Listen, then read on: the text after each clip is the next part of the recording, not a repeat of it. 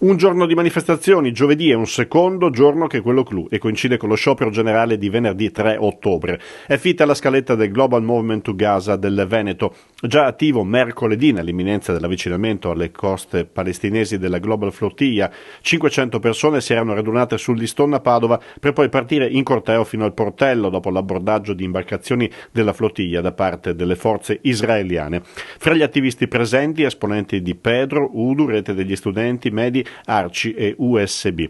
I partecipanti hanno dato appuntamento per giovedì alle 18 alla prefettura Euganea, annunciando poi che venerdì mattina intendono bloccare l'interporto. La scaletta di manifestazioni previste in tutta la regione è molto fitta. Nel pomeriggio alle 18, oltre a Padova, gli attivisti si sono dati appuntamento anche a Vicenza, in piazza Biade. Alle 18.30 sarà la volta di Mestre in piazzetta Coin e Treviso in piazza Indipendenza.